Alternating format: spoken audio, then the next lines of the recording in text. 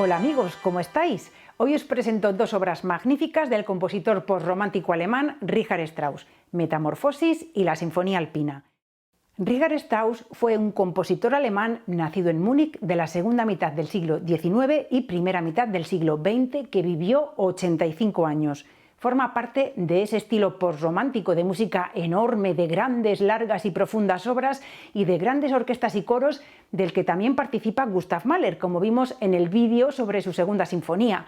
De hecho, a ambos compositores les unía una larga amistad y muchas discusiones. Aunque Metamorfosis está compuesta solo para 23 instrumentos de cuerda, en realidad son muchos si pensamos que todos ellos son solistas.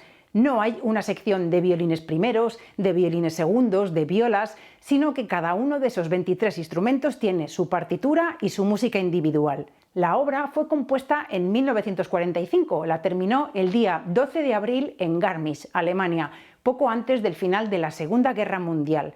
De hecho, el día 30 de ese mismo mes se suicidaría Hitler y una semana después se rendía Alemania ante los aliados. Richard Strauss tenía 81 años. Lo más famoso de esta obra es su final. Termina con una cita literal de la marcha fúnebre de la Sinfonía Heroica de Beethoven en los violonchelos y contrabajos, que viene acompañada por las palabras In Memoriam escritas en la partitura. Prestad mucha atención porque está en las voces graves y es difícil de reconocer.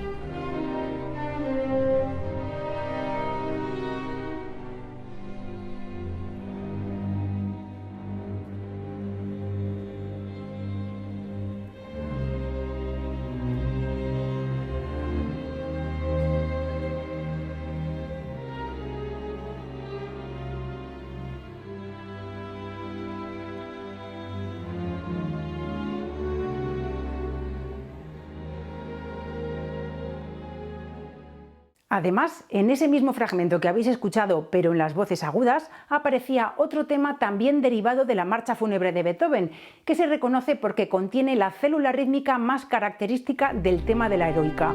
Pa-pam, pa-pam, pam.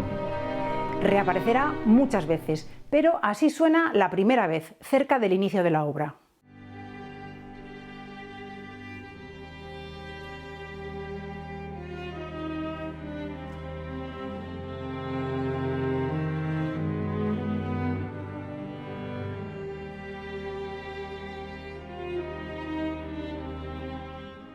Se ha especulado mucho sobre el significado exacto de la cita de Beethoven y de las palabras In Memoriam, e incluso del título de la obra, Metamorfosis, y de la música en sí, que es extasiada, melancólica y serena. Strauss no lo aclaró, pero pensemos que cuando la compuso estaba en Alemania y llevaban casi 6 años en una guerra tremendamente destructiva. Escribía tristemente sobre la devastación, el incendio de la ópera de Múnich, donde se estrenaron Tristán e Isolda y Los Maestros Cantores, donde escuché por primera vez El Cazador Furtivo hace 73 años, donde mi padre fue el primer trompa de la orquesta durante 49 años, ha sido la peor catástrofe de mi vida y no hay consuelo posible.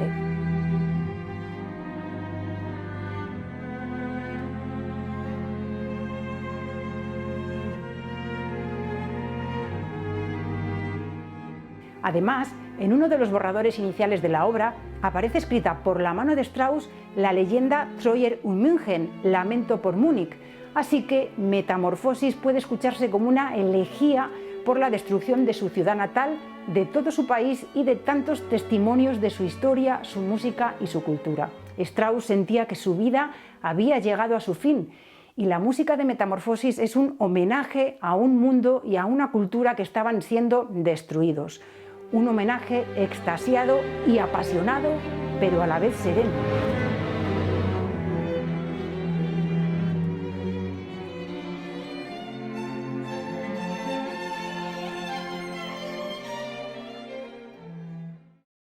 ¿Sabéis que la Sinfonía Alpina fue la primera música de la historia en ser grabada y posteriormente comercializada en formato CD?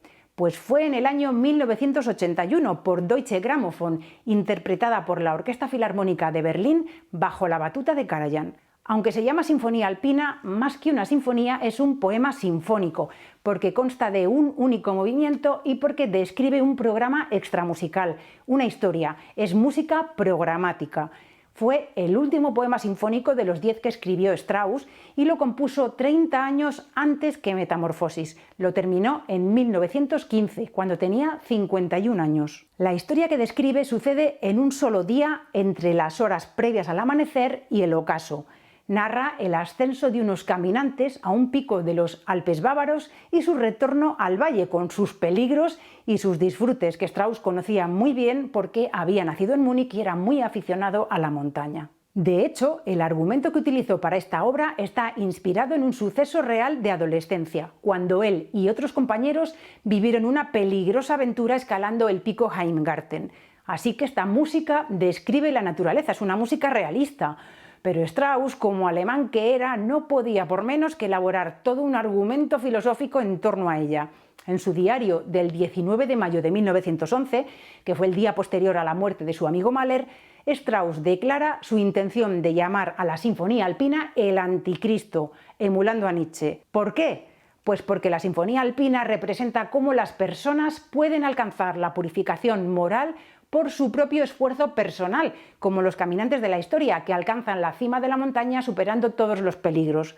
Así, ejemplifican que no es necesario seguir las directrices de una religión como el cristianismo para alcanzar la purificación moral, que es lo contrario de lo que creían Mahler y también Wagner en sus últimos años, y que también plasmaban en su música. Esto exactamente escribió Strauss. Para mí está claro que la nación alemana solo alcanzará una nueva energía creativa liberándose del cristianismo. Llamaré a mi Sinfonía Alpina el Anticristo, ya que representa la purificación moral a través de la propia fuerza de la persona, la liberación a través del trabajo y el culto a la gloriosa naturaleza.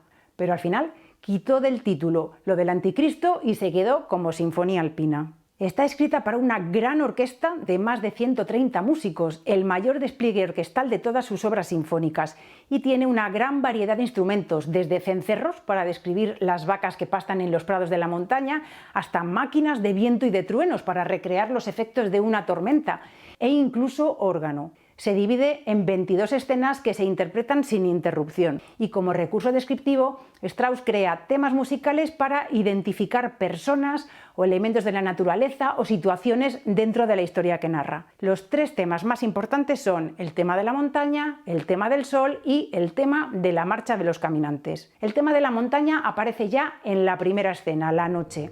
Escucharéis nada más comenzar una escala descendente que nos sumerge en la profundidad nocturna. Y después, en plena oscuridad, emergerá el tema de la montaña en los trombones.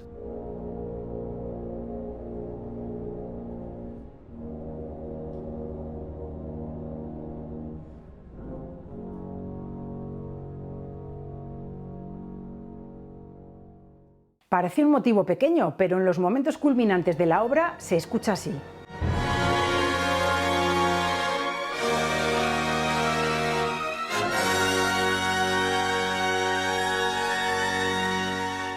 A la segunda escena se llega sin interrupción de la música, como pasará con todas, y se titula Salida del sol.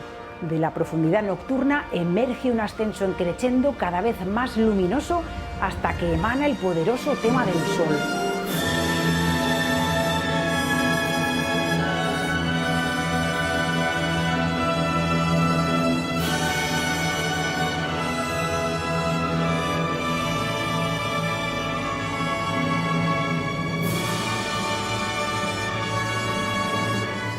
En la tercera escena, el ascenso, los excursionistas comienzan su marcha y ahí es cuando se escucha la dinámica marcha de los caminantes.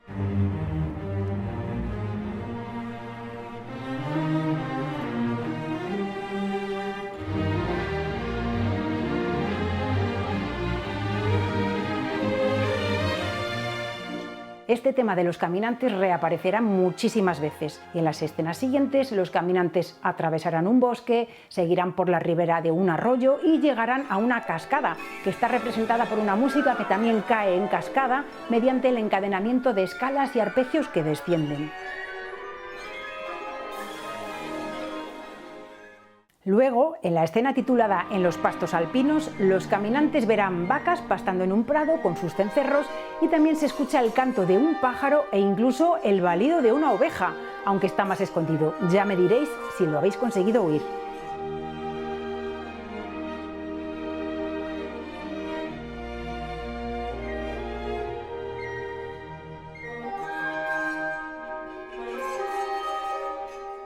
Después, los excursionistas se perderán y pasarán momentos de verdadera dificultad al llegar a un glaciar. Escucharemos el tema del peligro.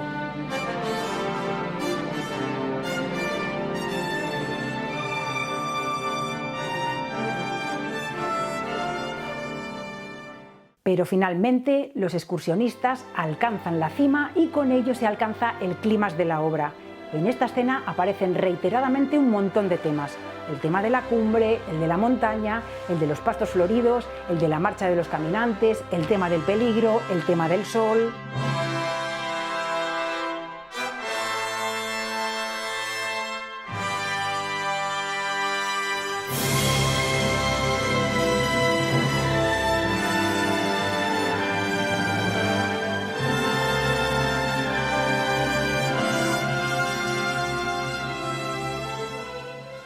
Pronto cae la niebla y la cosa se complica todavía más porque los montañeros inician el descenso y les pilla una tormenta.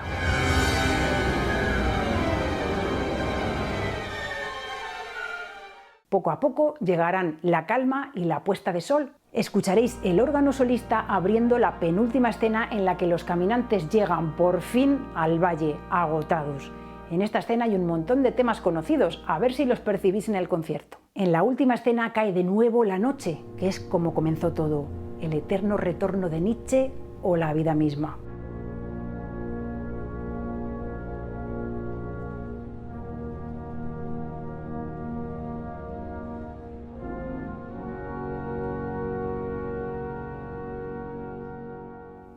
Amigos, estas dos obras muestran aspectos muy diferentes de un autor extraordinariamente brillante y original. Vais a disfrutar mucho de esta música. Contádmelo en vuestros comentarios que os responderé.